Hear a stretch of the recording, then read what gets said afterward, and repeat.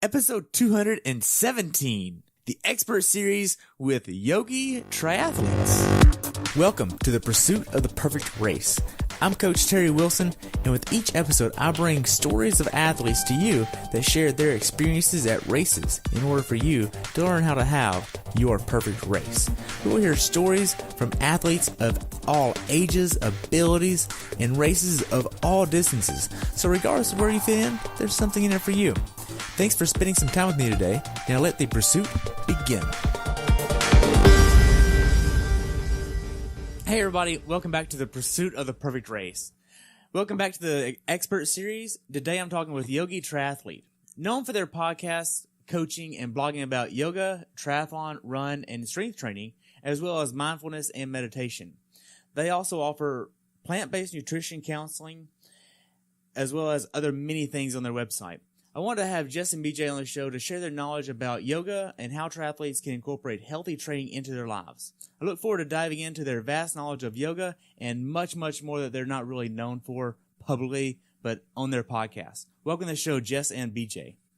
Thanks so much, Thank you, Terry. Hey, you're welcome. So how can we actually get started beforehand so that way we can actually establish who you are and what y'all have been doing for a while now? Well, BJ and I are vegan endurance athletes. We've been endurance athletes for, I'm going on 14 years. BJ's going on 15 years. So started in the world of triathlon, and I have since moved on to ultra running and sold my bike. We are about 7 years now totally vegan. Never felt better, fitter, faster, recover better. No injuries. We've had no injuries since we've been vegan. And, I have a love for sharing vegan food, high vibrational food. And so I do that through 2 cookbooks that we have. The second cookbook is actually just about to drop. So by the time that this podcast goes live, it will be available on Amazon. And we're also yoga teachers. I'm a 500-hour yoga instructor and meditation and mindfulness coach. And BJ is a yoga instructor and triathlon and run training coach. So we take the body and the mind and the spirit, and we assist our athletes in realizing that they are limitless in this existence. And so we work with them to train the mind, number one. And I think I mentioned before we even went live that mental training is, much to the surprise of many athletes that I work with, is very different than I think what the mainstream believes it to be. And our mission at YogiTriathlete is to create a better world. And so we do that by assisting our athletes in being their best and spreading the power of mindfulness and meditation and how to be in control of your mind, how to be the master and not the servant.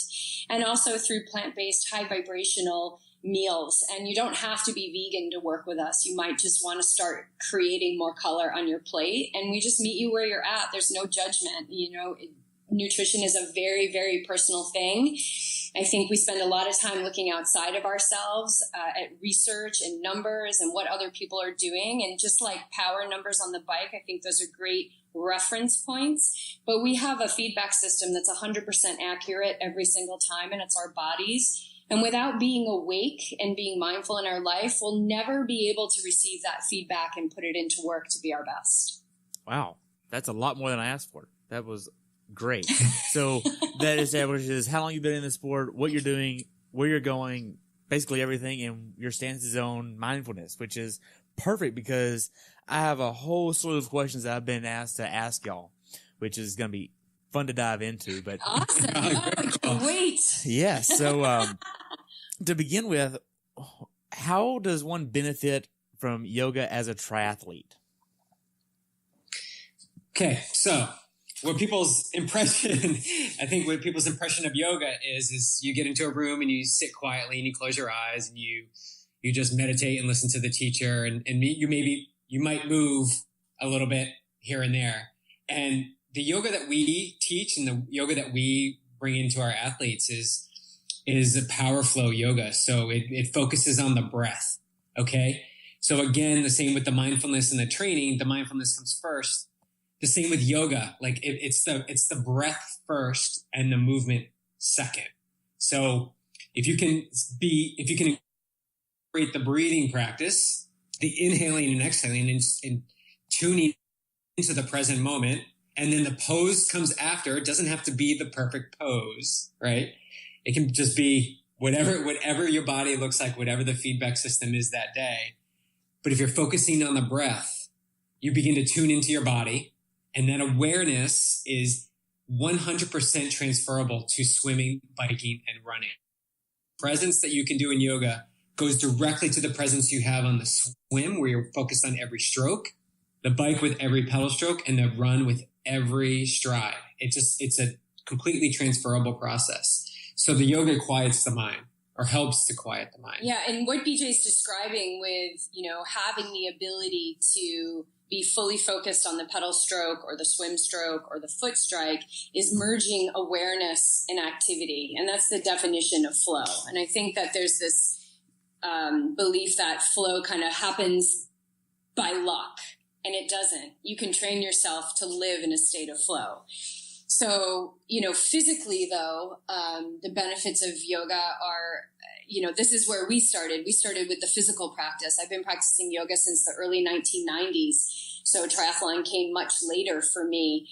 And for those first, I would say 10 to 12 years, I wanted nothing to do with mindfulness and meditation. No way. I was super type A, perfectionist, overachiever, impatient, all those things, couldn't sleep at night, anxious, all those things that go along with an untrained mind. And, but I kept going back to class because my body was feeling better. I wasn't in so much pain. I was getting stronger. And it was undeniable that when I left class, I had undergone, a full body and mind change. So, you can probably speak to the benefits. Physically. Yeah. I physically was brought to my knees. Oh, yeah, that's a good story. In 2016, leading into a big Ironman race. And it really took me down, like seriously took me down. And I didn't have the tools to get out of it. So I just sort of was burying myself. And what brought me out was a consistent yoga practice. The ability for me to be in a classroom, absorb at that time it was a heated studio. So heat and the yoga 3 or 4 times a week helped my body recover, helped my mind reframe what I had in my relationship to the sport. And I was able to come out of this so much stronger, both physically and mentally, just from continuing to do a steady yoga practice. So what happened in 2016 at the race? I wasn't able to race. Oh, wow. So you didn't even start? I did not start. So tell me about the I couldn't start. Yeah. So we had a golden retriever. And he was later on in his years, and he was really became sick. And I took the care role of taking care of him, taking him outside. And one day when I brought him outside, I was carrying him. I put him into the car and I threw out my back. I think it was a herniated disc. And I tried to work through it, tried to train through it. And if anybody knows what that's like, it's extremely painful. And I had sciatica all the way down my leg, which was so extremely painful. I tried to run. I take a few steps and would crawl back on the sidewalk back to the house because I just couldn't move. And, I had kept faith and hope and trust that I could show up on race day. But 2 weeks before the race, I knew I couldn't go do the race, but I had to go because Jess was racing. So how does your mind react when you've done all this training and then 2 weeks before the race, you can't race, but you still have to go to the race and you still have to put on the face to support your loved one and be in the atmosphere of all these fit triathletes? How are you going to rise, or how are you going to cave to emotionally that energy? Yes. Are you going to go deeper down that dark hole? Or you're just going to keep it going? Yeah. And so that's one of the things I love about the sport is like you're able to find different things to overcome it. And as a coaches yourselves, you probably ask similar things in interviews you do with athletes. But one of the questions I love asking about my athletes that I interview, I'll have to ask after the show for sure, because I don't want to ask that here, but it relates to something like that. It's very similar. And I love asking it because it really reveals character about what they do in tough situations. And it's really fun to ask and dive into because it shows their humbleness, their gratefulness of the sport, or it shows how type A they are and how rude they really can be in the bad times. And that's why I really want to try to pull it out from that. And it's so powerful to get that. So with all this training that you are doing now, going into distance sports with ultra running, and are you still doing Ironman, BJ? I am, yeah. I'm pretty into it, yeah. So I know y'all are still racing then. So with that, how do you incorporate yoga on a regular basis with all your volume? So, I've been doing it for a long time, so my body is really well adapted to it.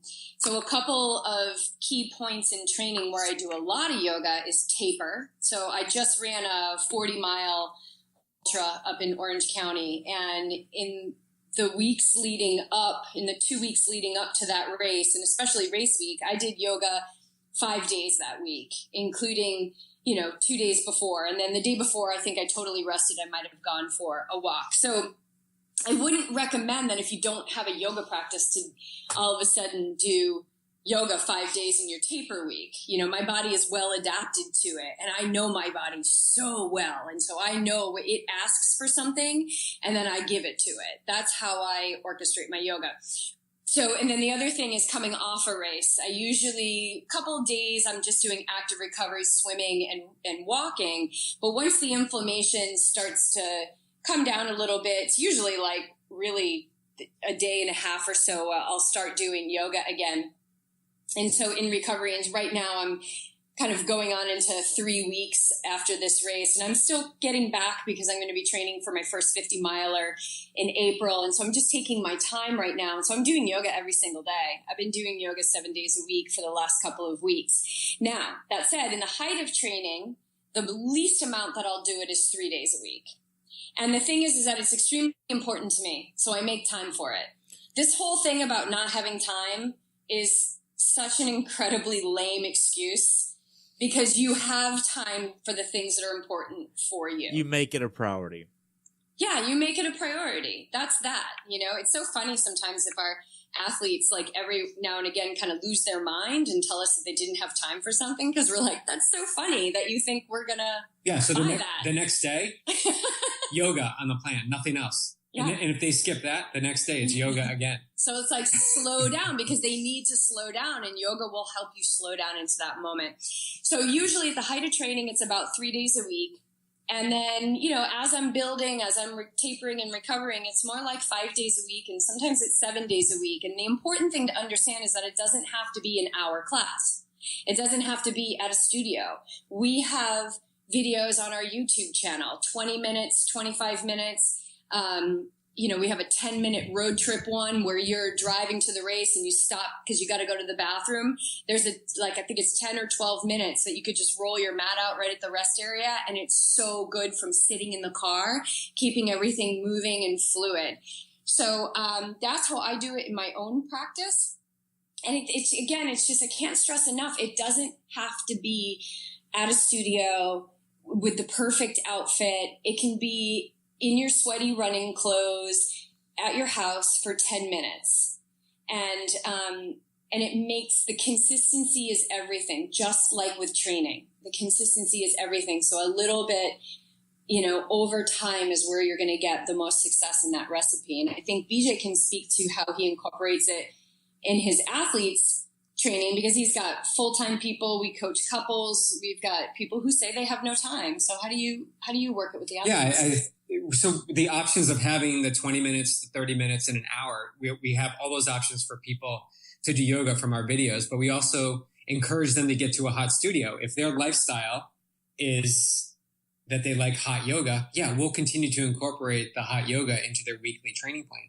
If they're new to the practice, we just give them something basic to do, a 10-minute flow twice a week. Let's start there. Let's just start developing that habit so that your body begins to feel the effects of something other than swim, bike, and run. Because you can always find the opportunity, right, to run that extra mile, to do that extra bike session during the week.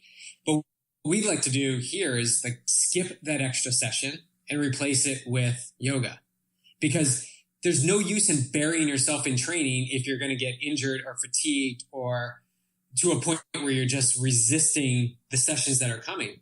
The yoga is going to keep you in the game. So if you're injured or laid up, you're not training, so you're not getting fit. So why wouldn't you do the things now to incorporate yoga so that you can continue to get out there and hit it every day?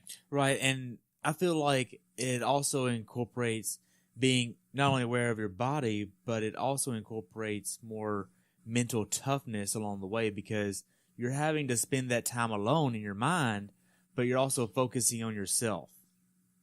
Yeah. Absolutely. Yeah. And what do you do during race day? You're all by yourself. Spend time by yourself. So take your earphones and throw them away and stop listening to music when you're swimming, running, and I hope nobody's doing it while they're biking. Be with yourself. Spend some time with yourself. Believe me, I get you if you don't want to do that, because that was me. I couldn't sit down. Anything but to be by myself. Anything but to be by myself. And now, I crave sitting in that stew of stillness. Yeah, in our trip, when I mentioned our trip across the country, we rarely listened to music or anything on the radio. We would have silence or maybe a conversation. It's being okay. Comfortable with the uncomfortable. Yes. So, and isn't that what we need to do as athletes? I think so. Yes. And I actually had an athlete that I had last year now that she wasn't comfortable being by herself. So I would actually give her a workout, 20 minutes, FaceTime live in a private group with just me and her. And you can't listen to music. You can't watch TV. You can't read. Literally, you're sitting in your own thoughts for that long. That's the workout. And it was always on a rest day. And it was hard for her. But if you want to be an Ironman, I feel like that's definitely important. That comes back to the mindfulness. It's huge. It's huge. And that's the mental training the true mental training, the true mindfulness and being mindful and being present is being in an experience independent of the commentary in your head. So that doesn't mean that commentary has to stop. Doesn't mean that at all. It just means that you are no longer focusing on it. You are focusing on the experience and the embodiment of that experience of the present moment. That is mental immunity. So that there is a space, a gap between where your focus is and where that commentary, so thoughts, impulses, whatever it is, belief systems, all that stuff in your head. Okay. Let's just use simple terms, in your head. And it's over time is being able to train yourself to pull your awareness away from those thoughts and onto what's happening right now. So breath and body are always happening right now. Those are instantaneous gateways to presence. And most people are spending their entire life walking around with their awareness pinned to that commentary in their head because they don't realize that those two things are separate. Wow. So how do you, just like if you were starting with somebody that hasn't ever done yoga and wants to incorporate that into their training program on top of what their coach is already giving them, where would they want to start at?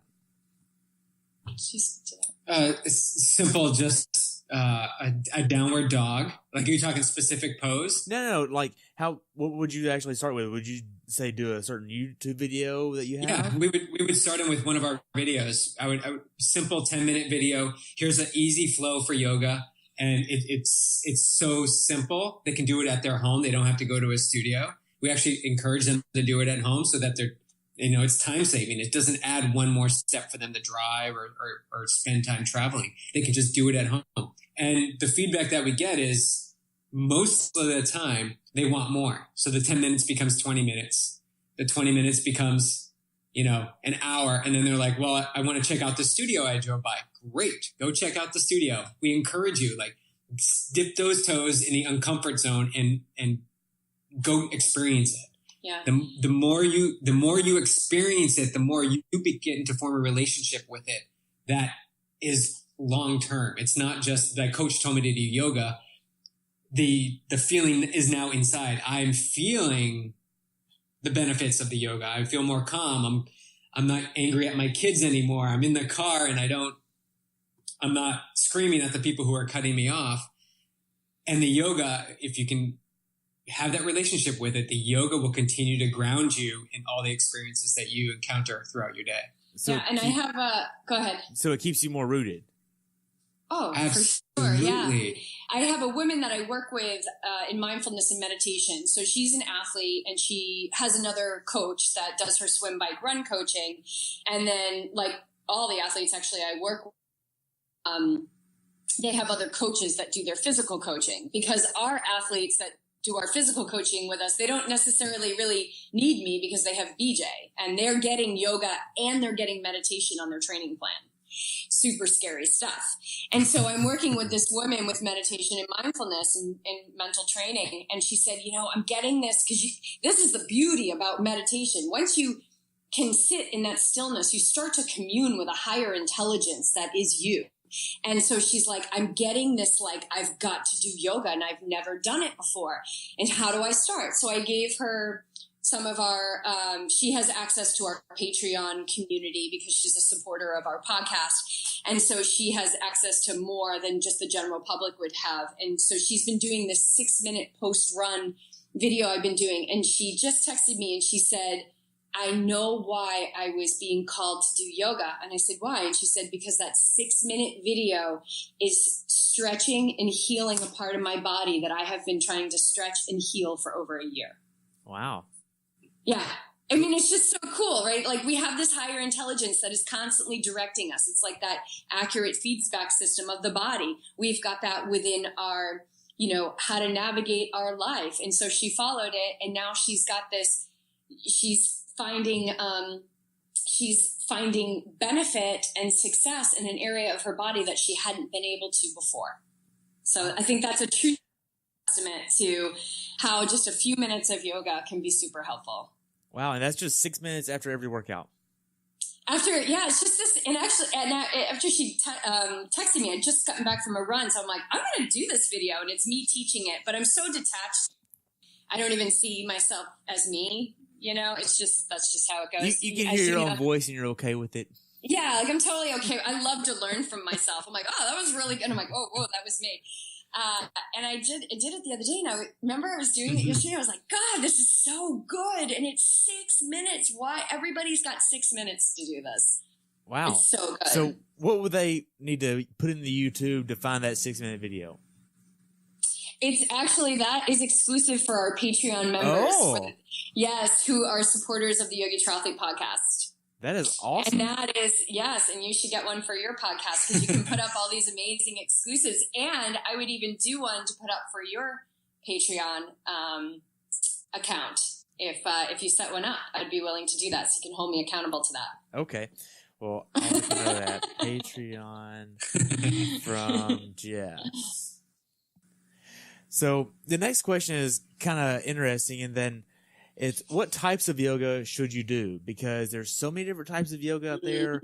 What should you incorporate as an endurance athlete, ultra runner versus what everybody else is doing? I mean, there's strength, there's hot, there's the stretchy ones. There's tons from what I understand. I'm not a yoga person. Y'all are, and y'all are the experts on this. So there's a ton of different kinds, and I think that this is a good question for both Jay and I to answer because we both are different in what we are drawn to. So my background is in heated power vinyasa, and I love a good power class, but I love yin. Okay, so yin yoga is really working with the joint space and releasing the fascia. So you don't do as many poses, but you stay in those poses for a long period of time. And it's no joke. I mean, you're in a hip opener for 5 minutes. Like, that's no joke. But it's a slow progression because you get into the pose where you just start to feel the stretch. And then it's like you exhale into it and exhale into it next. And then, and using the breath as your gateway to presence and not being attentive to the commentary in the mind about what's happening. So I love yin. I love restorative. And I really gauge what kind of class I'm going to based on the feedback that my body is giving me. Now, that said, primary type of yoga that I practice is vinyasa, which is breath and flow, because I love that as a moving meditation.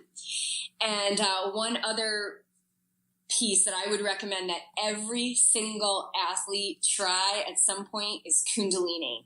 And I'm not so it's these Kundalini is a lot of rhythmic breath and body movement. Okay. So it's not like your traditional down dog chaturanga. And, somebody might be listening to this who's a Kundalini, master and like, oh gosh, the way she's describing it. So this is just the layman's terms. I'm not a Kundalini teacher, but they call them kriyas. And so the kriyas are usually 3 to 5 minutes. So it could be just like for 3 to 5 minutes, it's a really assertive breath, and you've got your fingertips on your shoulders and you're twisting from your waist, and you're doing that for like 3 to 5 minutes. And these kriyas are designed to get you to a point where you're like, I can't do this anymore. And then you do it. And then you do it. And then you do it. And then you do it. And so for that reason alone, I think it's an amazing practice for an athlete because it really challenges you mentally. And the way that I describe it is it's like you live in a snow globe, right? And you go into a Kundalini class and the snow globe gets like all shooken up. And then you walk out and you just see where all that stuff lands. So you might actually walk out of a Kundalini class and like have a fit of rage or crying or laughter or joy. And it's just because it's shaking up that stuff that's kind of settled, that residue, that resin that's kind of settled body, because everything is energy. So emotions that go unprocessed, races that we kind of can't get over. Why did I DNF? All that stuff. If we don't fully process that, it settles in the physical body, and it will show up, if not tended to, it will show up as injury, illness, and dis-ease. 100% guaranteed. So that's what I love about Kundalini, is that it really shakes it up. But my primary practice is vinyasa. And yeah, so I'm a heated power vinyasa yoga teacher as well. I'm a teacher because I loved it so much. As a student for many years, I went back and got my teacher training in it as well. So as an athlete, I can say my jam is doing a hard run, that long tempo run or just a long run session, and then hopping into a heated yoga studio, power vinyasa studio, and letting that heat for an hour, heat and humidity, just let all that sweat and toxins just pour out of the system. And when I walk out of there, the next few hours, I have no recollection that I just pushed my body in that run session. I'm already igniting the recovery process in my mind. And in my body feels it. I don't feel the effects of it. And I can say with caution, right? I'm able to do this. And my preferred choice of yoga is this heated power, but I also have left my ego at the door. So if they say take a knee, I'll probably take a knee in the pose after, in a hard session, after a run session, because I know in my mind, I don't need to max out this power yoga session. I can scale it back to where my body is today, not what everybody else is doing in the class, and be okay that I'm feeling the heat and humidity. It's still helping my body, and I'm still doing the poses. They're just modified a bit. Yeah. So you don't always have to push. As athletes, we always want to push. Yeah, and I feel like with a lot of athletes, I'm sure you both know this, there are people that have big egos, and it's hard for them to go into an environment that's new and different, and they don't want to go into that environment because they're not the best. They can't go in there and automatically go, okay, I'm with everybody else right now. It's, no, you need to take this break right now because you're not where you need to be. You're not here. You need to scale this because you're not to that flexibility yet. You're not able to hold this for that long. You'll get there. Just, it'll take a few months, and they don't want to approach that. How have you addressed this issue?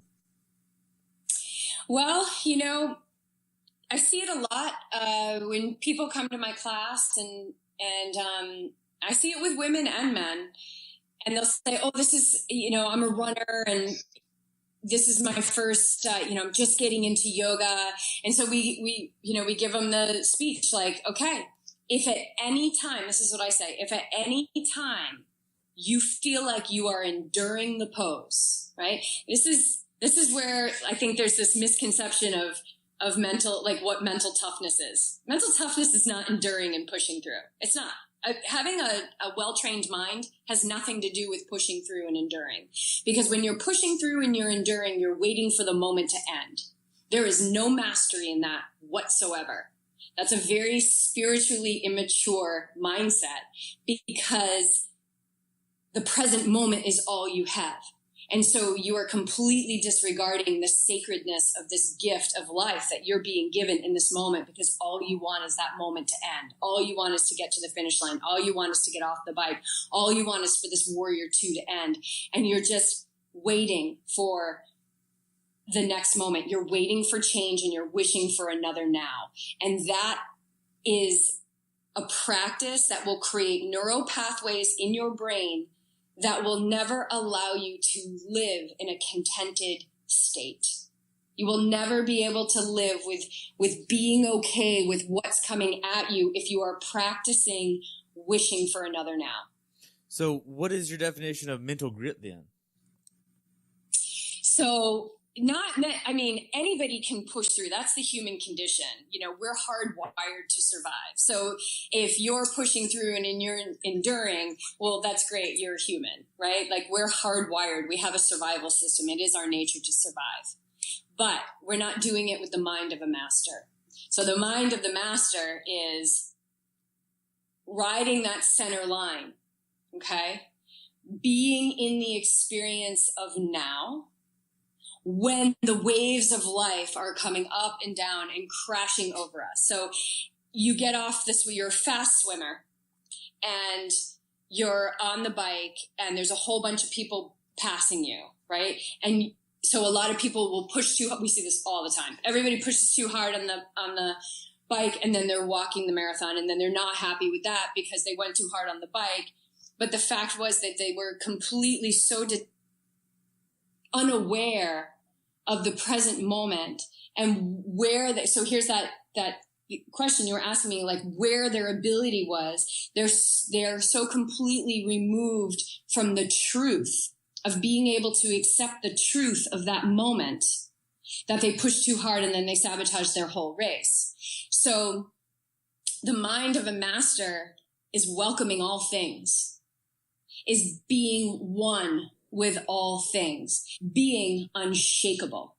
And I think that when we practice enduring and we practice pushing through, we are anything but unshakable, because unshakable comes with being able to stand firm and rooted and calm when there is intensity in the body, when there is pain, when there are 100 people passing you on the bike, that you are completely, as I'll use as our recent podcast guest said, mentally locked in to your truth of that moment, that you are being completely present. And the power of being present is that you are 100% at your potential in presence. So if you are wishing for another now, if you are enduring and pushing through, you're not present. You're not 100%.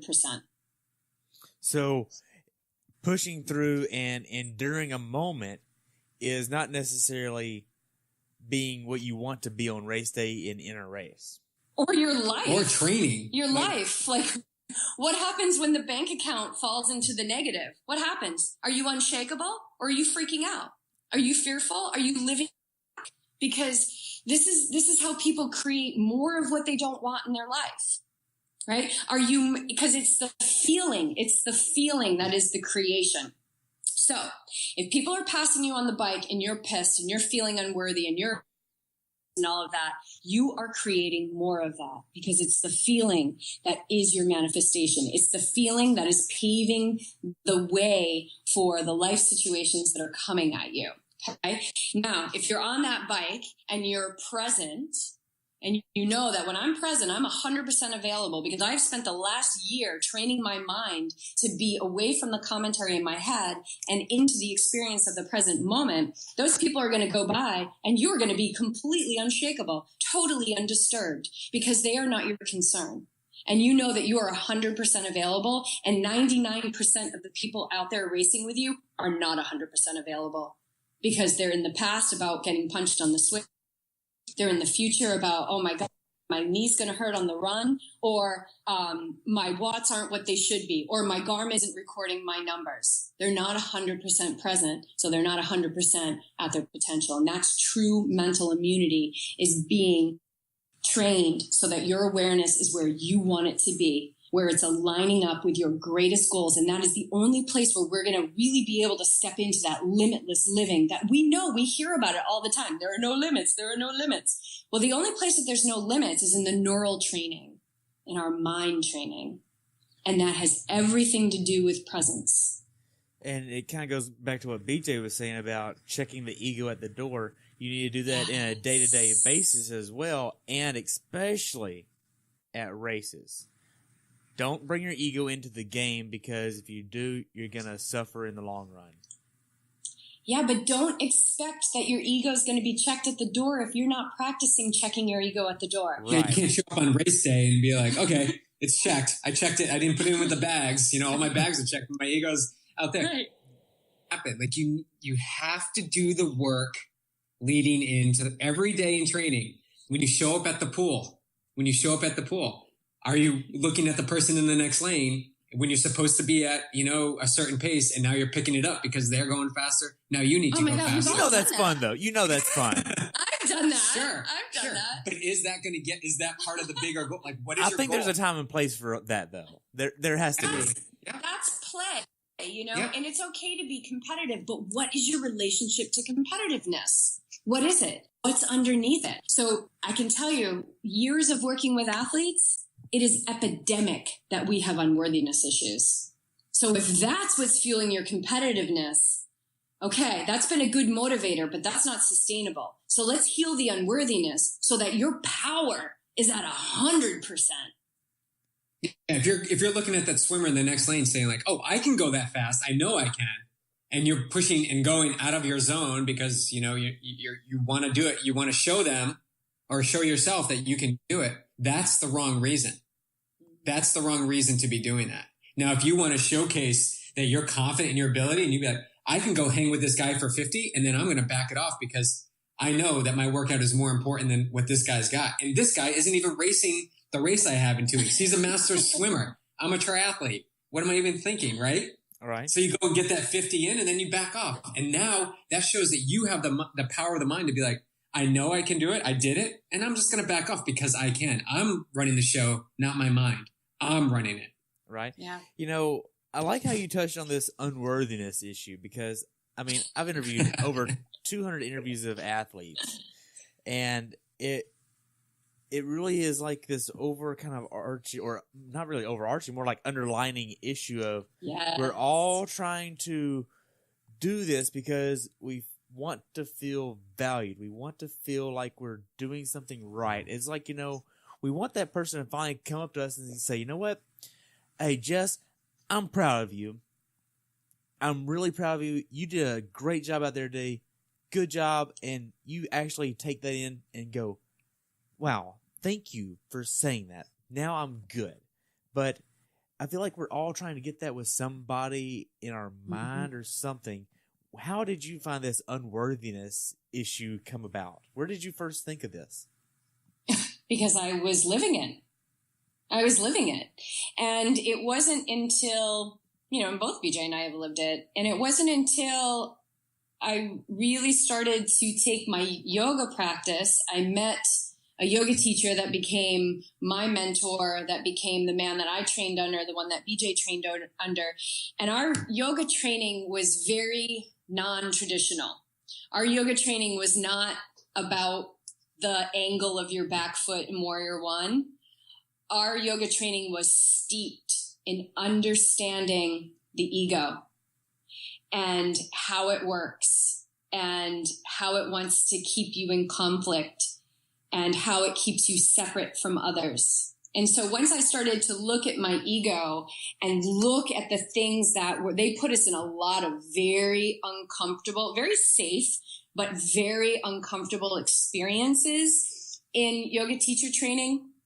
And I would say that that was like extremely transformative for me, because it was the first time that I stopped and really had a good look at how I was moving through the world. And then how I was moving through the world, I was really able to own action. So everybody wants a peaceful world. Everybody wants more connection and love in the world. But are we always putting that out into the world? And I absolutely was not. Once I started to look at what I was seeing as unacceptable in other people, I realized that it was what was unacceptable within me. I wasn't good enough. I wasn't fit enough. I wasn't pretty enough. My hair wasn't long enough. I wasn't flexible enough. I wasn't rich enough. My car made a rattle that wasn't good enough. My refrigerator should have been stainless steel. I mean, it was everywhere. All of these things outside of me that I wanted to improve. And I realized through now incorporating a stillness practice of meditation that the unworthiness came at a very young age. It comes at, most of our belief systems are set in stone by the age of 4 or 5.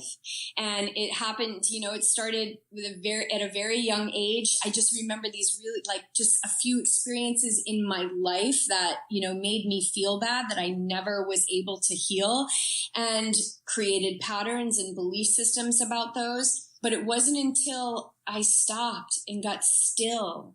And the thing about stillness and the thing about meditation is that it allows you to see what's brewing under the surface. And for me, there was a lot of sadness and a lot of anger. And if you looked at my life, that would not make sense at all. And I was so sad, and I had so much grief because there was a part of me that hated myself. And so I described myself when I first started triathlon like I was the girl that swam with fists, because I was just punching, because that felt good to me. It was a way that I could get anger out. And, when I first started endurance sports, I was definitely running from myself. 100%. I was that classic, what are you running from? I was running from myself. And yoga and Ironman specifically, I realized that those two things brought me to the same place. They brought me to a place where I had to go beyond the body and the mind. I had to go to another plane. I had to go somewhere to finish that Ironman that was beyond my mind and my body telling me to stop. And so when I combined the two of them and really started to meditate, I was able to heal those feelings of unworthiness. And so how do you heal feelings of unworthiness? Well, you practice presence. And all of that resin that I talked about, that residue of emotions that get stuck in our bodies, the stillness allows for that to move. And as that stuff moved, I got a lot more clarity on how unworthy I did feel. Now, that all said, my personal experience, we live in a society that is perpetuating this idea of lack. We're never enough. We need this car. We need these clothes. I mean, it sounds so cliche to be like, oh, magazines, like we need to look this good. We have to still keep up with the Joneses. Yeah, and that's lack. That's lack. We're not rich enough. And all of that becomes a social programming. And this has a lot to do with these underlying feelings of unworthiness. And the thing is that we live in a universe that is abundant, that is not lackful. And so when we buy into these beliefs that we don't have enough money, that our money comes from our paycheck and that's it, that's the only way to make money is through a job. It's just, once we get beyond the social programming and we start to really become deliberate creators, not only see like where we've been and the unworthiness that we were steeped in for so long, but we're able to transcend it, where we are completely unshakable. I'll keep using that word because I think it's really powerful. We're unshakable by these messages of our society. I don't feel unworthy at all anymore because I know any feelings of unworthiness are not true.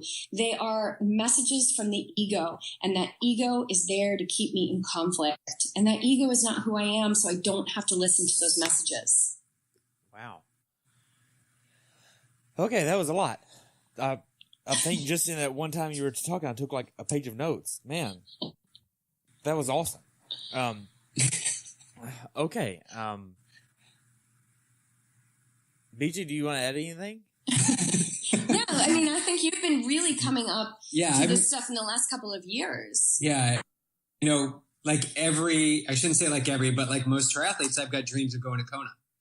I've got a pursuit for Kona. And I think I've said it since I started triathlon or did my first Ironman in 2006. And you can legacy. It's okay. I can legacy now, but yeah, no, I want to, you want to earn it. I want to earn it. Yeah. And if it's not meant to be, that's okay. Like I have a relationship with the sport where I'm still pursuing my goal, putting everything I have into it. And every year I up level and put more awareness and focus on it, but I'm not attached to it. I'm detached from it. So my goal is to get to Kona and win my age group next year in Santa Rosa. But if I don't do it, I'm okay with it, right? It doesn't mean that I'm not doing everything I can to push my way to get there. So the unworthiness comes in so strongly in the past, like always falling back on specific workout sessions. I'm sure people listening can relate. Like they want to do this one session and they get out and they do it. And they've placed so much emphasis on this one session. And if they don't hit it, it sets them up for mental failure. There's no way I can now run this pace at Ironman. There's no way I can bike this fast and still get to my goal, right? So they're basing all this on one workout. So you're not worthy enough. However, when you start to switch things around and you do the work for the sake of the work, not for the fruits of the actions, right? When you can focus on just doing the work and showing up every day, things start to change on their own. You start to believe, right? You start to believe all I need to do is what's in front of me. And I'm talking to you now, and in my just bring your best. It's okay. Yeah, whatever that best is, whether you hit the workout or not, I don't give a shit. It's what you bring to the table today. If it means lacing up your shoes, taking your keys, stepping outside the door, locking the door, and walking to the end of the block, and that's a step that you took today to move you forward and carry that momentum, you've won. You've won. People don't want to do that though. They want an all or nothing. They want an all or nothing concept, right? I see you sign. Yeah, you do, because I asked this as a coach. I'm sure you asked the same thing. Did you do your best on the workout? They'll say, hey, this was a crap workout. I didn't do whatever. I didn't hit the mark, whatever. And I just text back, did you do your best? ? And they hate that question because then they have to objectively think, did I do my best? If they reply, yes, okay, you did your best. Don't worry about it. I'm not going to sit here and hound you on it. But if you say no, that means you've already identified that you didn't bring your best. Now then, why didn't you bring your best? Or actually, I hate using the word why with my athletes. You should never use that. People get defensive when they use that. So I say, what was stopping you from bringing your best? Now that sounds more empathetic, and now it's like, well, what actually happened? And people relate to that a little bit more. Yeah. And go ahead. Well, it's usually when we're not bringing our best, right? Because all we have to do to bring our best is be present. Yeah. It's so incredibly You're easy. stressed. You have something else is in your life somewhere else that you're thinking about. Work, relationship, whatever. I mean, I've met so many people through this podcast that I maintain a relationship with, just texting, calling constantly. I mean, it's amazing. I've learned so much and made so many friends about it. And with relationships, balancing life, work, and training with relationships, not bringing your best is so easy to do because, well, with accountants, I think that's a pretty easy one to use. But in March and April with accountants, they're not going to be bringing their best because their mind is on work. Like it always is. But their mind can be in the moment of what they're doing. Exactly. And if it's trained. But if it's not trained, they're going to be in their work all the time in the pool and everything. And it's impossible to bring your best if you're not present. And if your best, for an accountant, if their best is to jump out of the office for a 10-minute walk around the block, that's their best in that moment. Then they come back and now they're the best doing the accounting work. Now, I would go a little bit more, not just a walk around the block, but a walk around the block without their phone. Oh, yeah, absolutely. Sure. You can't bring your phone with you, because if you're sitting there fumbling through Facebook or Instagram or whatever while you're on that 10-minute walk, you didn't separate yourself from that enough. Right. Yeah, so true. Yeah, so that's a great way to start with meditation. For somebody who is like, so, I mean, and I get you, like, I can't stress it enough how much I avoided it. And, for me at first, like, sitting was like an act of terror. Why would I do that? So maybe it's walking around the block without your phone and feeling every foot strike. Make it a walking meditation. And that will, oh my gosh, that will assist you exponentially in being able to go back and then work with whatever it is that's still on your desk or on your workout plan, whatever it is. But it's these little timeouts, these little breaks. And breath and body are always happening right now. So if you just go for a little walk and pay attention to the body, oh my gosh, that's like a moving meditation. That's such a wonderful way to incorporate some healing into your day. Wow. So to kind of go along all this line of yoga not only does this for the mind, but it also helps the body with flexibility, strength training, and all that fun stuff as well. How flexible should a triathlete be, or even in your case, like an ultra runner? What kind of flexibility should you want to achieve with yoga? Well, every body is totally different, right? So, guess what, people? I'm not going to have you should have this angle at your hip, because I don't know how your femur bones articulate into, the acetabulum, right, in the hip. Like, I don't know those things. So I can't tell you what the exact flexibility should be. I can tell you that my students love me because I'm the most inflexible yoga teacher they've ever seen. And, my forward bends are like full on bent knees, and, it's just, I'm tight. And so I think that a gauge is, how does your body feel? I also think that there should be some tautness to the muscles, that you don't want to be overstretched. So the thing that I love about a yoga practice, like a well-rounded yoga practice, is that you can trust it. It's going to lengthen you where you're short. It's going to strengthen you where you're weak. And above all else, you're going to get more balance in the body. Those one-legged poses, and BJ and I have taught athletes for years, and I would say that the one-legged balance poses are the things where we see, Kona qualifiers, like, just can't even stand on one foot. So the balance is like a really big one. So I can't say, like, what kind of flexibility you should have. What I can tell you is that a well-rounded yoga practice, you can trust it. It will strengthen you from the inside out. It will give you the core strength. It will help you with the balance. You're going to be in an environment where you have an instructor in front of you telling you that it's okay to lay down on the ground, telling you it's okay to, take a knee. Like, you'll be getting all this permission to take care of yourself and, better. You might be able to hit spots that you haven't been able to hit before. And one of the things that it really assists me in, just beyond anything else, was shining a light on the blind spots. I didn't realize, like, oh wow, that rotation in my lower leg actually releases my back. Oh my God, I don't have to stretch my back anymore. I just got to work with this whole ankle situation in my lower leg. It's amazing how it does that. Yeah, usually the symptom that you have when you're running, like my calf always hurts when I run, right? Or my Achilles. When you get into yoga, you realize it's really not the calf. There's the root of this is more so maybe a tight glute, or even a tight upper body, like your hips could be twisted. So I think yoga brings to light, like Jess is saying, the areas where you may have opportunity. We like to say opportunity, so areas of opportunity.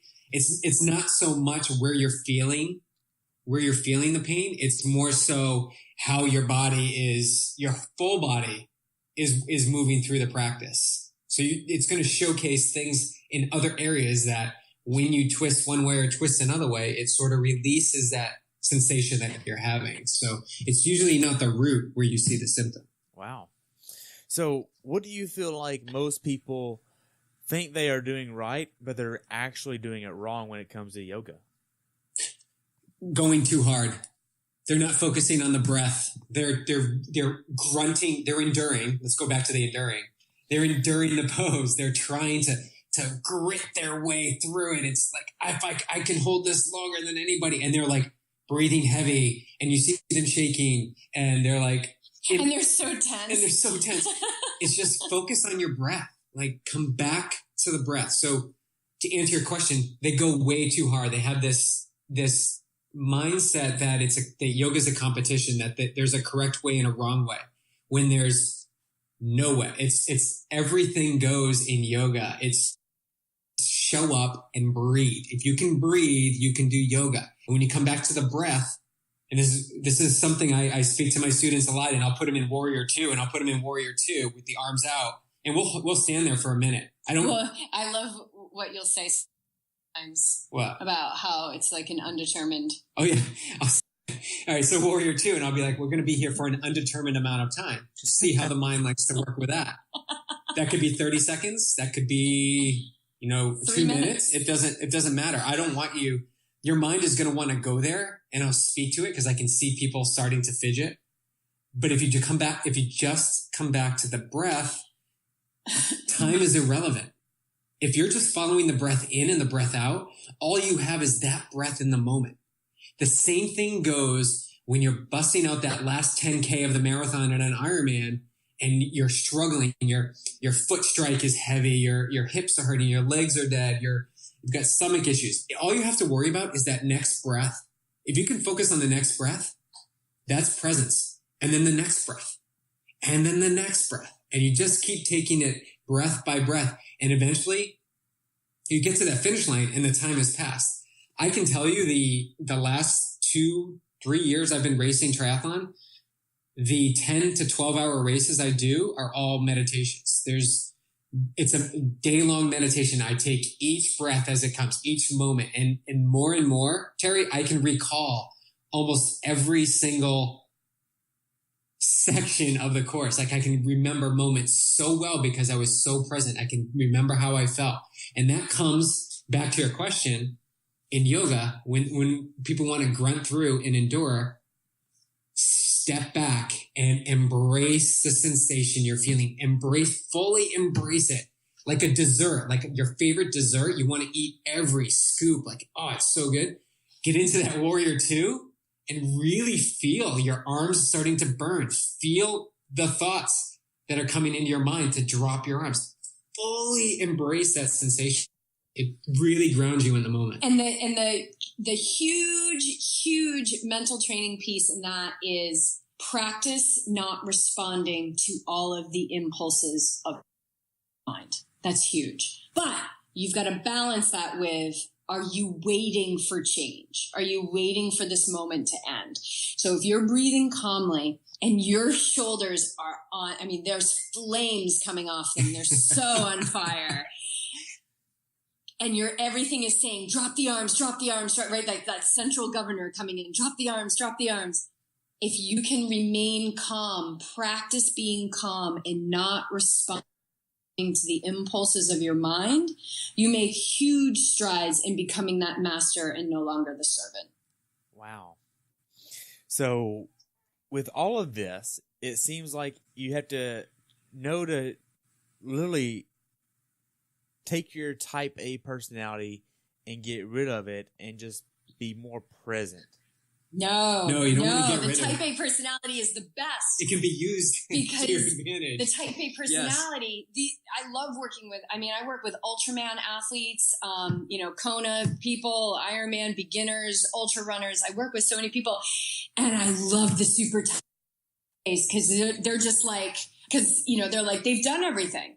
So what's next? And it's like, well, what's next is you do it with the mind of a master. And they're just drooling, right? Like, oh my God, I'm going to get what, 0.5% of people who are actually racing have.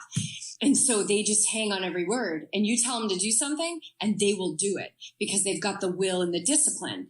And so the ego carries the will, right? And the organ for the ego, right? So the ego needs something to work through, and the ego works through the mind. Okay, hold. You lost me. That went way up there. Bring it back down. What was that? So the ego works through the mind, right? Because we know that it shows up in the thoughts and things like. We'll keep it that simple. Just do that. And but the ego, but it's got the will, and so the ego is not something you want to get rid of. The ego is not your enemy. It just doesn't realize that you're the one that's in charge because we give it so much power. Right? But we can make the ego our teammate. That's what we want. Mm-hmm. Gandhi, huge ego. Buddha, huge ego. You think it didn't take him not responding to the impulses of his mind to sit under the banyan tree for all those days trying to figure out how to end suffering? Like, Buddha had a huge ego. Gandhi had a huge ego. They were using them. They had it in the right direction where they were unshakable in their mission. Right. So it's kind of like you're saying, stop the thoughts. Like, all these thoughts are coming into you want to hold the thoughts. You don't want to hold anything. It's your relationship to those thoughts. So if your thought is pain, what's the initial reaction? I need to stop, because it's relying on past experience where you stop because you felt pain. Now, if you begin to change that, say, okay, pain is just a sensation that I'm feeling right now. I'm okay right now. I can keep right now. You continue on. You're beginning to change your relationship to what your mind is telling you. Mm-hmm. If you decide, Terry, to shut down your thoughts, like you're going to shut down everything, you're just stuffing it down, blocking it down, and it's going to bubble up like a volcano and come back even stronger. With a vengeance. With a vengeance. Yes. You want to slowly shift that relationship to all these thoughts that are coming in. Yes. And so what we focus on expands. Okay. So I used to have a lot of fun in Ironman, where I'd be on that marathon and my feet, Ironman. You said that. That's true. Yes, so true. That's total truth. And I would have so much fun because I knew there was a part of me that knew I was going to be teaching this. So for me, Ironman was yoga. Right. And so yoga is the physical practice. It's a whole bunch of things, and meditation and mindfulness is included in the practice of yoga. It's a lifestyle. And so I would practice. We good? Yeah, we're good. That just paused for a second. Okay. So I would practice feeling like your feet get really hot and they're just like burning, and I would practice moving my awareness away from my feet and onto something else, like my hand, or yoga speak, my third eye. And I would watch the pain go away. And then I would bring my awareness back to the feet, and I would feel the pain come back. And then I would shift my awareness to my left hand, 100% of my awareness to my left hand, pain would go away. Bring my awareness back to my feet, pain would come back. So we can shift our awareness to whatever it is that we can shift our awareness to whatever it is that we want to put it on. What we focus on expands. So if we're focusing on thoughts of, I don't have enough time, I'm a crappy biker, I'm going to push through this pose. If we're focusing on that, those are the things that will expand in our experience. So step one is just like, what are you focusing on in your day? Are you focusing on not having enough money? Are you focusing on not having the right bike? Are you focusing on the fact that according to the shoe calculator, you have too many miles on your shoes, but you can't but they feel fine. But what are you focusing on? What are you focusing on? Wow. That's a huge piece of self-discovery right there. Your life is going to make a lot more sense when you take time and wake up to what you're focusing on, because your outer world is just a reflection of your inner world. That's it. That's all it is. Wow. So to kind of go back a little bit of what BJ and I were talking about, I just interviewed Amy Vitti. Do y'all know who that is? She's a professional triathlete out of Oregon, married to Chris Bagg. She just did and won Ultraman Israel. Oh, nice. So she went over to Israel, and along her journey at Israel, she, by the time this goes out, it will be up, but it was literally just yesterday when we talked. And during her race, her husband and coach had to look at her bike because on day 2 at mile 60, when she has 110 miles left of that bike ride, after the previous 90-mile bike ride and 10K swim the day before, and before the 52-mile run the next day, 62 miles in, her electronic shifting decides to crap out on her, giving her 2 gears. The Israel course, the last 55 miles are literally all up a mountain. 55 miles uphill. She still has 110 miles left, and her coach gets up there and takes a look at it and says, 20 minutes later, they look at it, I can't do anything. You're stuck with 2 gears. Like, emotionally, that had to be hard, and then she has to grip that and then go up through that. But even just talking with her, I realized that some of the things that y'all are saying, she is already using of being present in the moment. Hey, I'm only going to take this 1 pedal stroke at a time. I'm only going to take this 1 breath at a time because that's all I can control at this point in time. And a lot about what you said earlier, BJ, of leaving the ego at the door whenever you're going through different workouts or going through a yoga after a hard run. Well, she DNF'd at Ironman Louisville in the training block going into Ultraman Israel. That DNF, she couldn't put a lot of stock into that because if she did, now then that's going to impact her mindset going into this. Like we touched on that afterwards, of how she didn't let that impact her confidence going into Ultraman because she still had workouts, but she didn't put a lot of stock into that. It was more of what did she do and did she do her best? Because I don't know if y'all know about Louisville this year, but yes, it wasn't that great of a day. It was nasty. Well, it's your perspective, right? Perspective. I would say it was nasty, and if it were me, I wouldn't have even racked my bike. Just me. I would. Look at the forecast. Not doing it. This isn't fun. We live in Southern California for a reason. Yeah, we live in for a reason. We're from New England, so I'm all set with that kind of weather. Yeah, all set. No, but that's probably we can't measure this, but I bet that mental state could have DNF'd her, but instead because she was on point with it, she won. Right. I think that we all know that 90% of race day is mental. Right? It's huge. But how much is actual nutritional? Because if you don't have your nutrition on point, your mental game isn't going to be where it should be either. Right?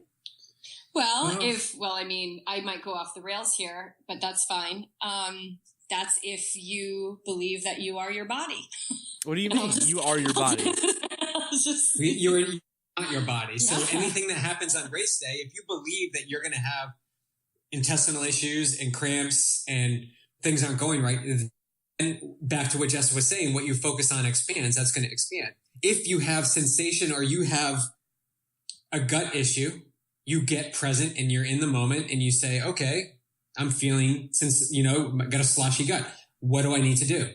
Versus it's not dwelling in what did I do in the past? How did I get here? It's like, what can I do right now?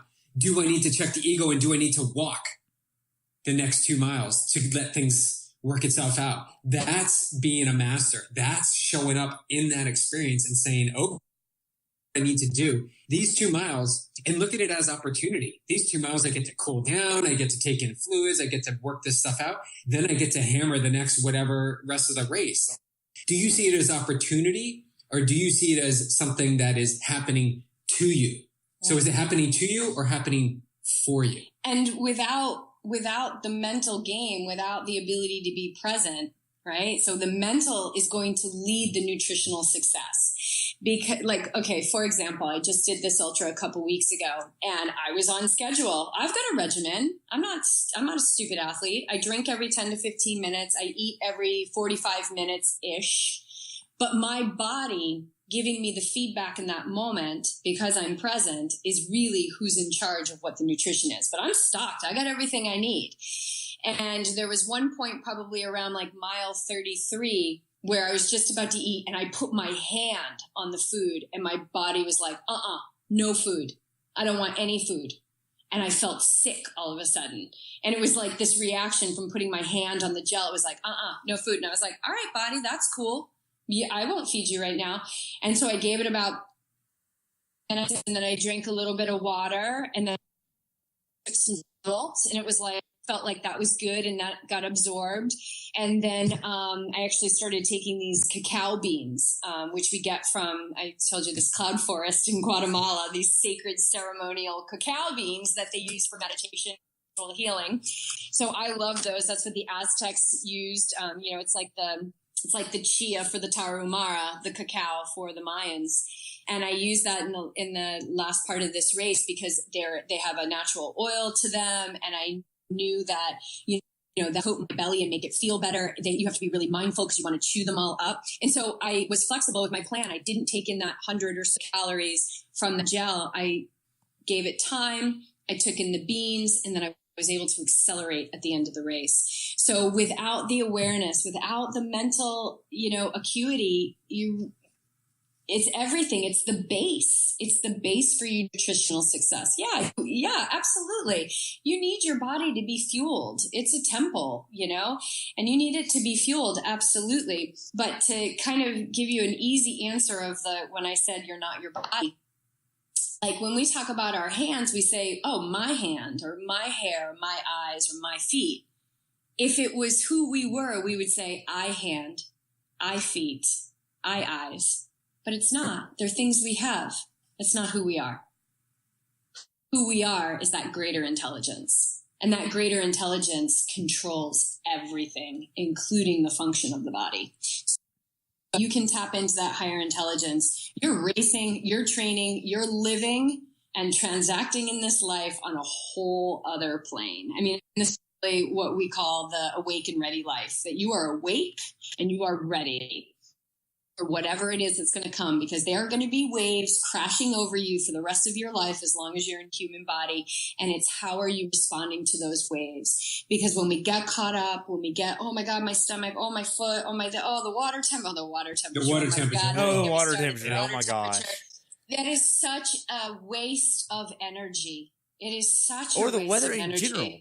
The weather in general. Yeah, the weather in general. Yeah, absolutely. It's such a waste of energy. And so I encourage everyone, right now, as they're listening to this, like take a breath, a full cycle. Notice the beginning. Notice the end. Notice that there's a little space between each breath. Just do one and see how it feels. Everybody has this potential. Everyone. I feel like I really have to mention this, compare and contrast, The second time somebody comes on my show, I ask them a second question. And that second question is normally, in order of importance for you as an athlete, how would you rank the following? Mental grit, nutrition, and fitness. And it's always a little bit different depending on the person and their relationship with the sport.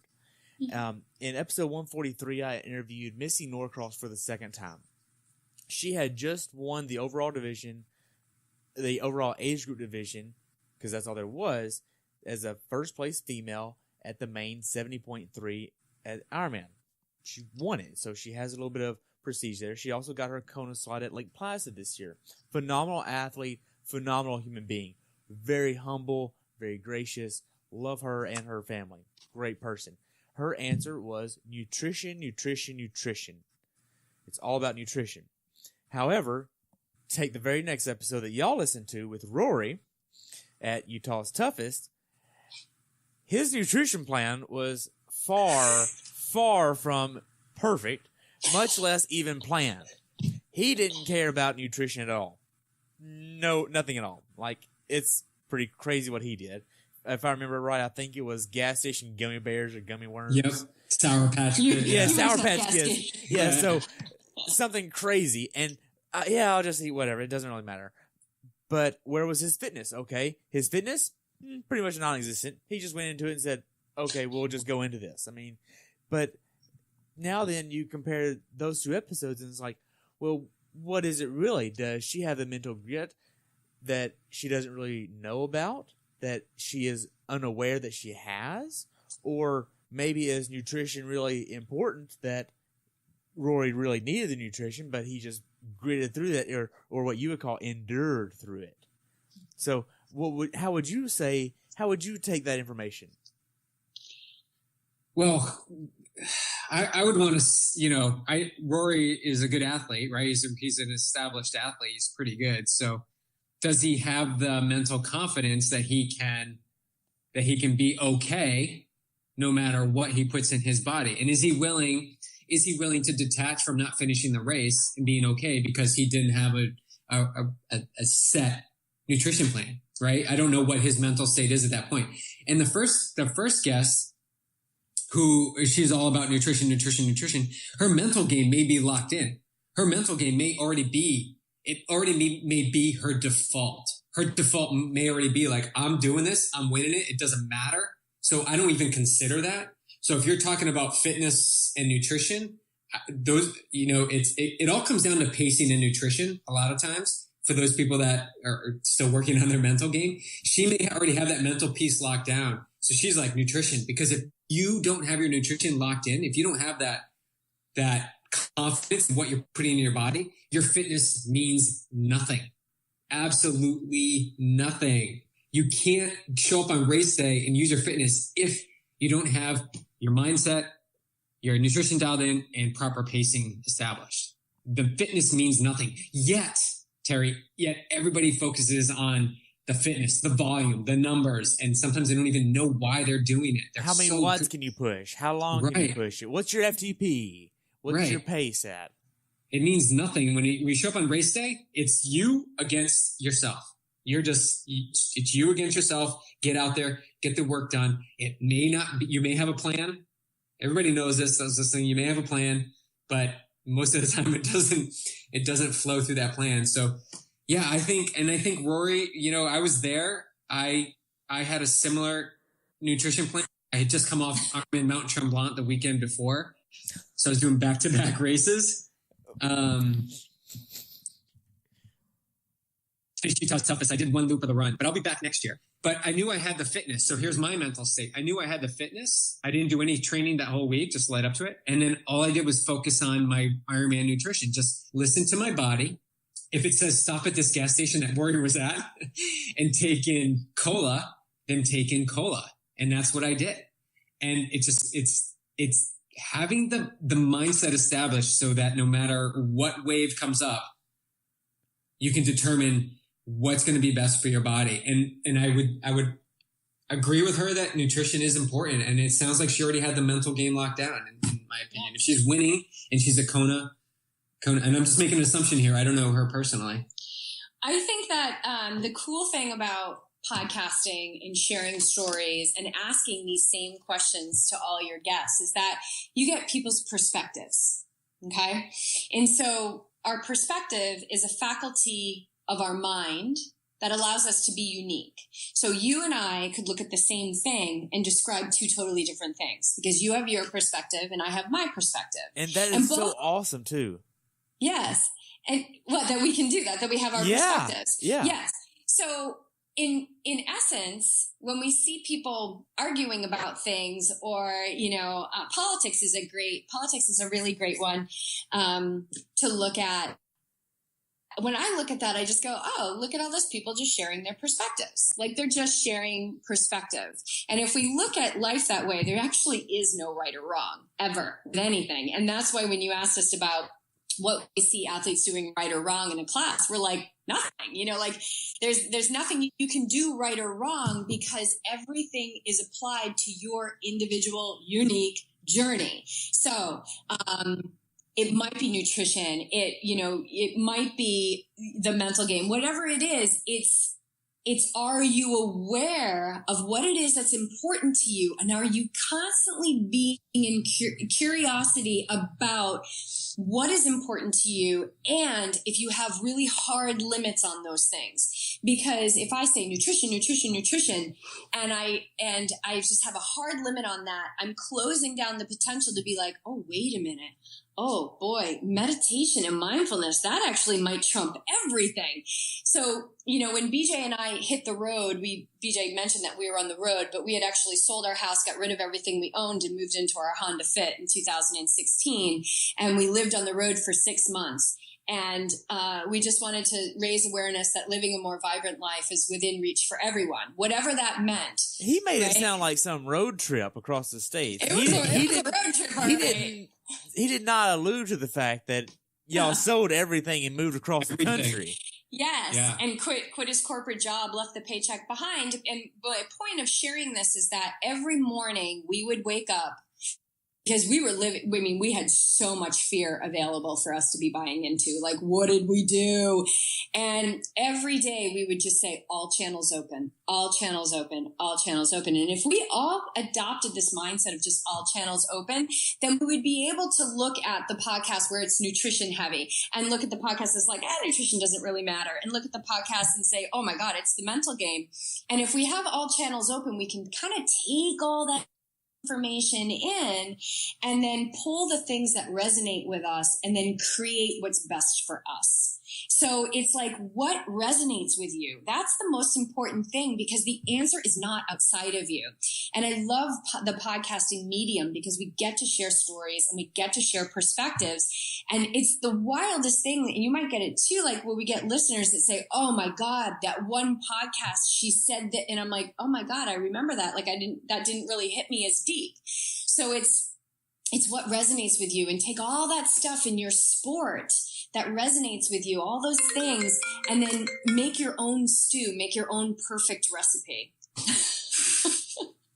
You didn't have to stop. You could keep talking. That was awesome. I was just... you can keep going. I can keep going.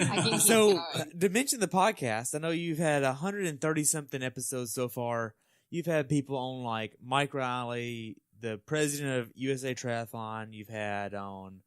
the Iron Cowboy, you've had on Siri Lindley, you've had on some pretty amazing people on the way.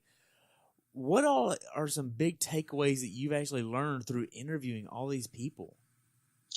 One thing I see with high-level athletes and high performance coaches, so Neil Henderson, Siri Lindley, Jim Vance, who is Ben Knute's coach now, and athletes like, Eric Lagerstrom, that's just killing it right now. Paula Finley. Coming from ITU, killing it on 70.3.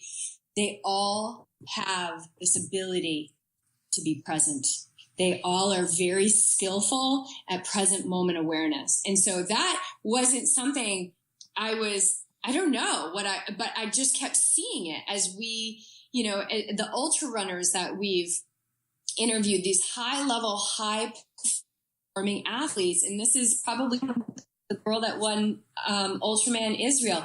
They have an ability to be fully focused on the present moment, and it makes them unshakable. It allows them to be unshakable no matter what happens in their training, racing. And Eric Lagerstrom is a wonderful example of this. He had, he was killing it this year, did his first 70.3 in Oceanside, came in fourth, then went on to win. What did he win? Win St. Anthony's, I think. And he won St. Anthony's, and then he got injured.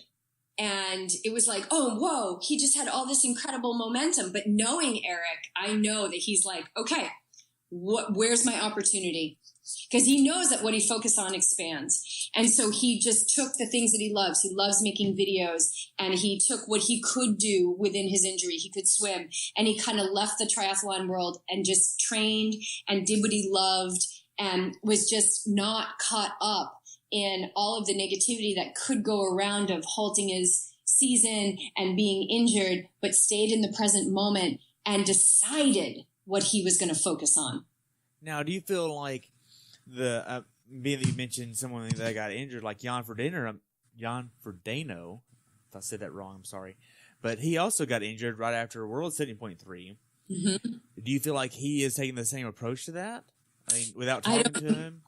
I don't know Jan Frodeno. I don't know. I don't know him. So I can't say what I think he's doing or one thing that I see in Jan, which is, kind of goes back to the question before about what's the most important, nutrition and stuff like that. I've watched him pre-race.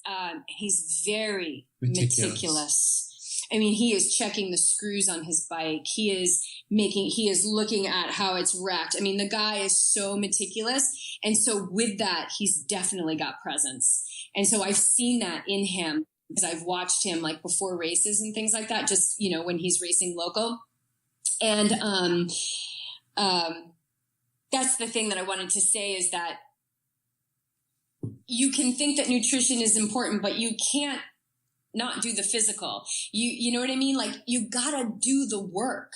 You gotta do to be the best athlete that you can be. Yes, presence, you're 100% available there. But if your nutrition plan is shit and you're like, I'm going to go eat at the gas station, not everybody's going to be able to get away with that. Rory got away with it, but not everybody's going to get away with it. And so have your plan days. I have my plan. Like I said, I've got my nutrition plan. I'm not a dumb athlete. I've got my nutrition plan and I do my physical training and, I meditate in the morning. I do breath exercises at the starting line to get my lungs open. Like I prepare, I do the work. I'm meticulous at that.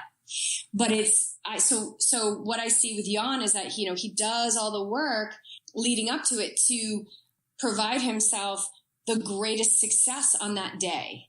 But I don't know how he's handling his injury or anything like that. But what I see across the board with high level athletes is this ability to be present. And what I want to add to that, about our guests that we've had on our show. Yeah. And that it's a personal experience as well that I can relate to, is that they've all come up against one point in time when the cards were stacked against them, right? Everything's telling them no. Everything's telling them like, you shouldn't be doing this, or you're not worthy enough, or things aren't lining up. And they've all gone further. They've continued despite everything telling them not to go. So where 99% of the people turn away from a new job, a new project, a race, whatever, commitment, whatever it is, when 99% of those people have like fallen back because it's too scary, it's not in the comfort, zone, these people have continued on. We're no different. We were at that point where everything was saying, don't do, like, this is not financially lining up. There's signs from the universe, and we continued on. And when you continue on, yes, there is fear. Yes, there is, that unknown. But what else is there? There's excitement. There's opportunity. There's growth. We call it up leveling. Like, how much do you want to up level your life?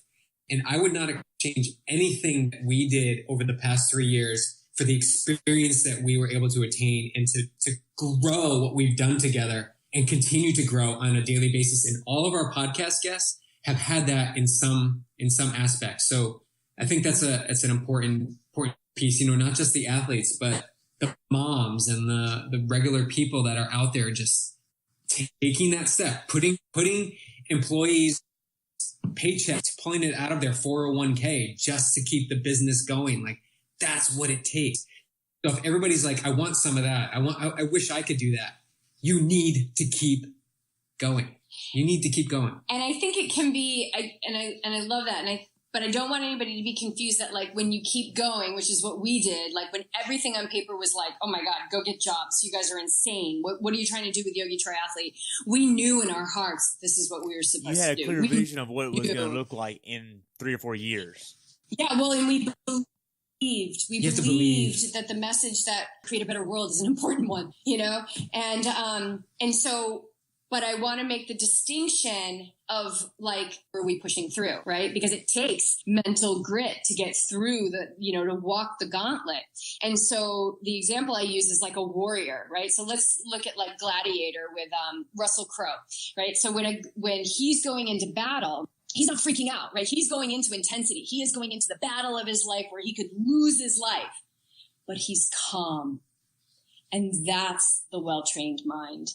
So when our bank account was going down, oh my God, it got so low. And the debt was like, oh my God, our debt got so big and we left a debt-free fat paycheck life.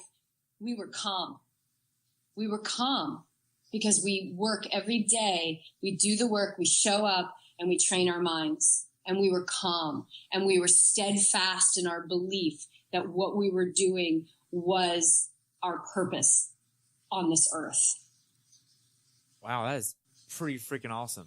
So it is awesome. It's totally freaking awesome. So if listeners actually want to listen to some of your podcasts, they can find it on pretty much anywhere podcasts are at, from what I understand. I try to find you on all platforms I'm on. You're pretty much there anyway, with a bigger following already, because you've been around for a little bit longer. But which episodes would you actually want people to start with? Ooh, that's a good question. Well, the one that just came into my mind, so I can't deny it, is it's an earlier podcast with Zen Man. Who's Zen Man? Oh yeah. Oh my God, I'm like, it was an early podcast. Yeah, who was that? From Ithaca, New York. And he talks about the training of the neural pathways in the body. He's all about neural training. Yeah, I'm drawing a blank on his name. I can't believe it. Shane Eversfield. Shane Eversfield. Shane Eversfield, Zen Man. What episode number is that for y'all? BJ will pull that up. So that's a good one. That just came into my mind. Yeah, that was a really, really good one. I think Jim Vance, the head coach of Ben Canoe. Oh, that's such because that was a shocking one for a lot of we really Jim's thought followers. He would be data driven, like super, super data driven, and he is data driven, but it's not the data you think. Like he tunes into how Ben's feeling. He has other athletes too, but he tunes into like the person and the effort level, not necessarily. Yeah, he looks at the what is the So he's more based off of RPE than anything else. Well, he uses both. No, because he uses like power. He uses the power. run power meter and everything. Stride. But it's just a reference point, and it's all about the mental state. And it was really funny because the feedback that we were getting from Jim was like, wow, people are like, he emailed us and he's like, people were really surprised at the information that I was sharing on that podcast. So to get back to Shane Eversfield, he is episode 20. And then Jim Vance is another great one. And that is episode, I'm pulling it up. He is, that one too. Jim Vance is episode 118. And then to talk about like the warrior status, like about to lose everything and keep going, Nastasha McKeon, episode 103, amazing story. I mean, this woman, single mom, just drained her, like all her retirement to fuel her business, not knowing how she's going to feed her kids and just how she navigates that. And now she is the largest vegan chain in San Diego. Yeah, vegan restaurant chain in San Diego. And she's amazing. And her podcast is really, really powerful. So to get off like the athletics, that's a really good one. Wow. So let's talk a little bit more about your cookbook and your vegan lifestyle. Y'all been vegan for 7 years. What has this been like for y'all making the change to be vegan? Because that's about half of your athletic careers of Ironman of being vegan. How has that change been? Because I've had vegan in the Athlete Zone and some vegans that didn't stay vegan. What is this like for y'all? Well, nutrition is very personal, and vegan works for us. We get our blood work done every year by Inside Tracker. And so we get a really in-depth panel. And we see if we're lacking in anything. And my last panel came back like either optimal or normal for everything, because we've gotten really good at being vegan. When we first went vegan, we had blood work done a year after being vegan and no supplements, no nothing. Because we wanted to say, what do we look like just being vegan? And we were deficient in a couple things. Our amino acids were actually protein, building blocks were actually low. and nothing was dangerous, but we just weren't as good, right? We were like those new vegans, like, and I was training for Ironman, like Placid, like, do I just eat salad? Like, what do I eat? Like between salad and almonds. So over these 7 years, we've gotten really, really good. For me, I was always kind of a natural born vegetarian. But I was a cheese addict, and cheese was the last thing for me to go. And it really just came out of being, looking at my hard lines that I had cheese with every meal. What if I didn't have cheese with a meal? And I had one meal that didn't have cheese, and then I had another meal and another meal. And then I'm one of those stories. 10 days later, I woke up feeling like I never had before. I had no phlegm. I had no allergies. I had no skin irritations. I had more energy, and I just never went back. And so the biggest thing that I would say that I have felt being on a vegan diet is recovery. Huge recovery. I mean, I just bounce from races. People see me, a day and a half after running an ultra marathon or an Ironman. They're like, didn't you race? I'm like, yeah, I raced. Like, I just feel really good. So I bounce really quick. It doesn't mean eating a vegan diet doesn't mean that you're not going to get a cold. It doesn't mean that you're not going to have a calf strain. It doesn't mean those things. I'm not guaranteeing anything. But what I can guarantee is if you're open and you keep all channels open and you really get curious about what feels good in your body, I guarantee you're going to find that right diet for you, whatever it looks like. The bonus for me is that nobody has to die for me to eat. Nobody has to die for me to perform well. I just podiumed in my age group at this ultra, and nobody had to die for that. And I love that. That makes me feel really grateful. I love that so much. But I don't shame people who eat meat. I used to eat piles of bacon. I've been there. Absolutely. I just didn't realize that it didn't make me feel good. And so when I realized that it didn't make me feel good, I changed. And if that changes, then I'll get curious about it. There's no hard lines in my life. I'm really grateful for the way that I'm able to eat. And I love food. I've really found a love for food and sharing food. So I've written 2 cookbooks. And the first cookbook is YogiTriathlete Cookbook, High Vibe Recipes for the Athlete Appetite. And it's really funny because I didn't even realize after it was published that nowhere on the cover does it say it's a vegan cookbook. Because to me, it's just food. And it wasn't a trick. It wasn't anything. But we get a lot of feedback from meat eaters, especially Ironman and, endurance athletes that are like, I love my burger, but I love the Iron Maiden recipe that you have in there, which is like an insanely delicious, powerful dinner for athletes for recovery.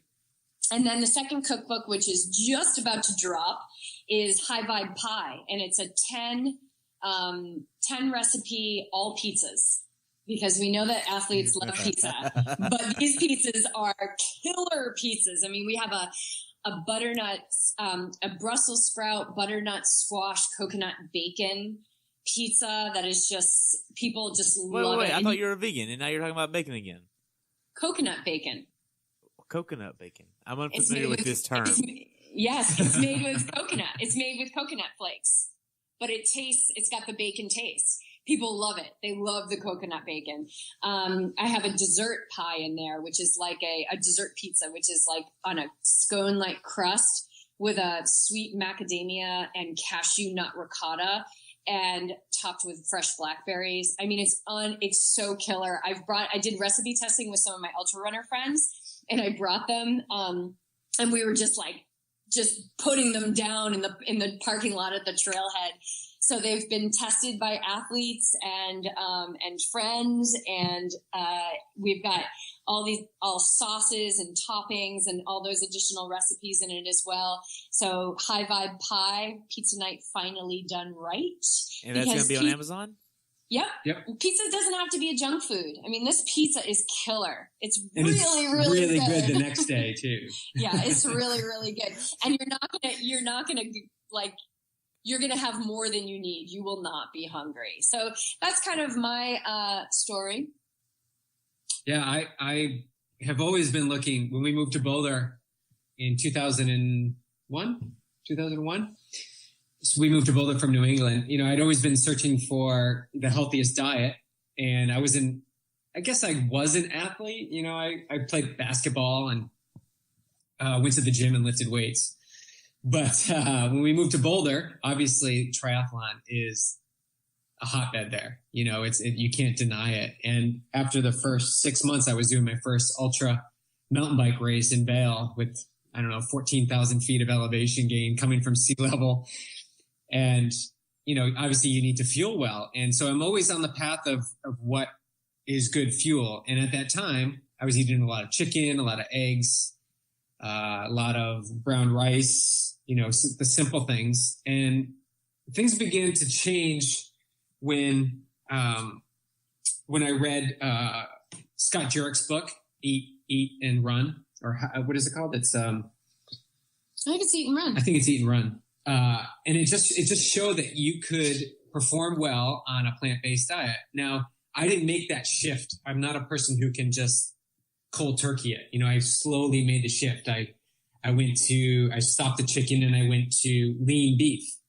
So 95% lean beef. And then I cut that out and went to bison burger, right? And then I stopped the bison burger and I went to like salmon, just salmon already made at Whole Foods Deli, like already prepared. So all I had to do was just take it home and eat it. And then soon enough, after lots and lots of eggs in the morning for breakfast, I got rid of it all and just made the switch when we moved back to Rhode Island. And I always tap into how I feel, right? If I'm not feeling good, then I'm going to change it. And performance comes as a result of that. So I just kept getting faster and recovering quicker and going longer. And so I ended up doing my first Ironman, or I did my first Ironman plant-based in 2013 and had a phenomenal race in Lake Placid. Phenomenal race. I still have, I think that was my run PR at an Ironman. Wow, at that course. At that course. I had my run PR on that, my fastest marathon ever on that course, vegan. And now we've taken our game up. Like, I think y'all just trained on mountains is what I think. I love Lake Placid. I love it. Such a good race. But it's the foundation. It's the foundation for how I'm able to train and do this every day. And back to the point of race nutrition, what I do every day with my base nutrition, my plant-based vegan daily diet, allows me on race day and in hard training sessions to take in those foods, those sugary foods, those high carb foods that allow me to fuel well without having any intestinal issues. I've done 6, 7, almost 8 Ironmans in 3 years with no nutritional issues whatsoever and still performing, top 20 in my age group, at all of them, top 10 in some. So for me, the fact that I'm 45 and I'm continuing to excel, and I was able to do Mount Tremblant. I was able to do 3 Ironman this year, one 4 weeks apart, and then 1 weekend apart. Shows me, and be able to walk away from it and go swimming the next day with my athlete in Utah and go for an easy bike ride, shows me that the inflammation in the body is kept well below what normally would happen. And diet doesn't lie. Like what you put inside you becomes you.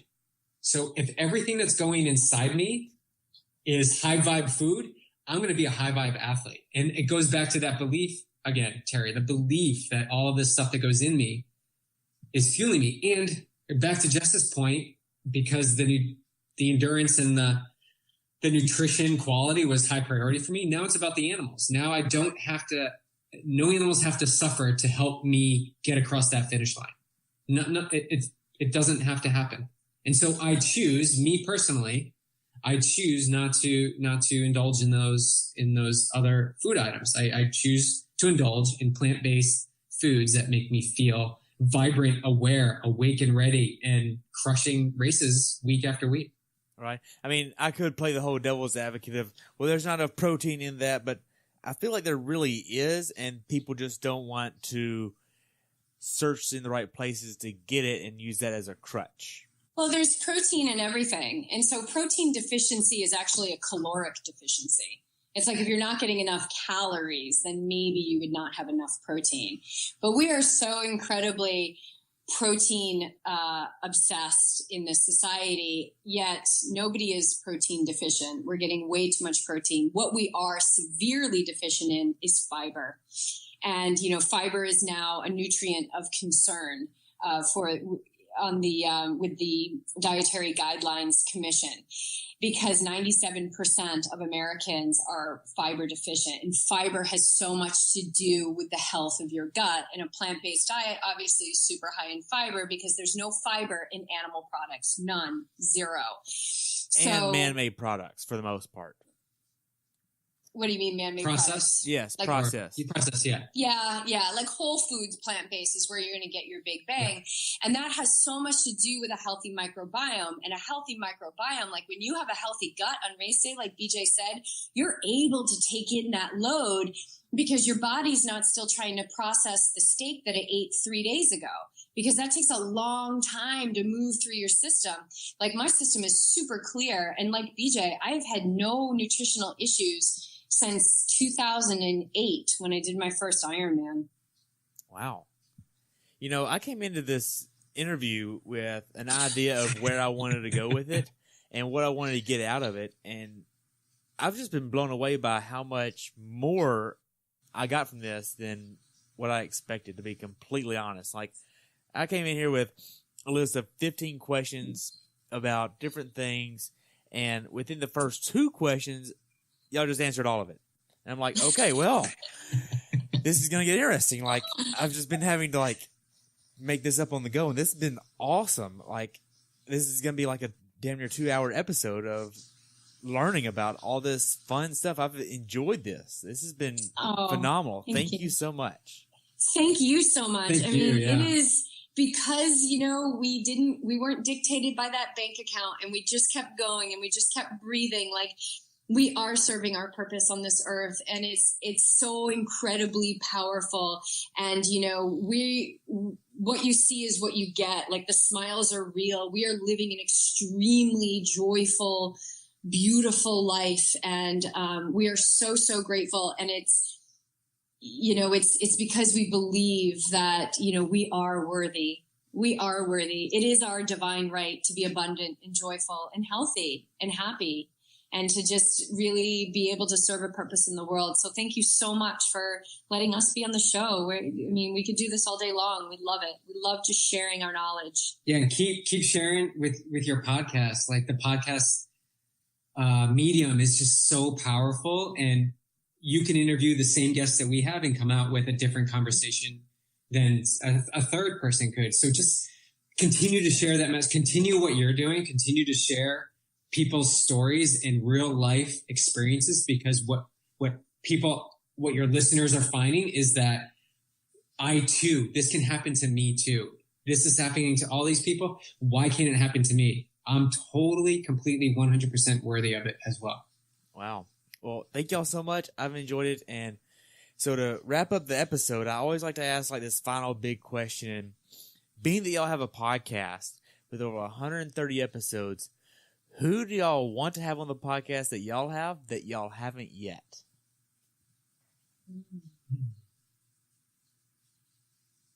Oh, you know who you want to have on the podcast, BJ. Lionel Sanders would be pretty awesome. Okay. Why? We're working on that. Yeah, we're working on that. And my gosh, it's so funny what's coming to me right now. What's coming to me right now is like Deepak Chopra. I don't know why, but that's who's coming to me. Who right is now. it? It's just Deepak Chopra. Who's that? Like big in the spiritual world. He's got a big center here. Very, very big in the spiritual world and mindfulness and meditation. And he's amazing. You should check him out. Have you reached out to him yet? No, I haven't. I actually have never even thought of him, and then it just came in. So that must be some kind of download I'm supposed to receive. That's awesome. Well, but honestly, what we do with our interviews is we just let them come to us, and if we're starting to get a little low in the queue, we'll meditate, and I'll just say, "Bring me the interviews," and then all of a sudden we'll just like we got connected with this amazing guy from London, Brian Rose, which is one of our remote interviews, and they reached out to us. And so it's like, they just keep coming. They just keep coming. So we've got like a little list of some people, Rich Roll, would love to have him on. And I know we will. It's just for some reason, I'm like, no, it's not the time yet. It's not the time yet. And I don't know what we're waiting for. I don't know the timeline, but it will happen. Yeah. So there's some people in our awareness, but really we allow them to just come to us. And when they stop coming to us, then I guess that's done with the podcast. Wow. That is awesome. But they just keep coming and they just keep saying yes. They just keep saying yes all the time. It's so wonderful. Wow. Well, y'all, it's been great. I've enjoyed this, and I look forward to following y'all in the future. Thank you so much, Thank you, Terry. You're welcome. Have a good day, okay? Thanks for tuning in today. I hope you were able to learn something from today's episode. If you enjoyed the show, please take a minute to leave a review on iTunes or share it with a friend. Be sure to subscribe so you never miss an episode. If you'd like to see pictures from this athlete's race, learn more about who I am, what I'm doing, or be on the show yourself to share your story, check out my website at CoachTerryWilson.com. Until next time, continue the pursuit.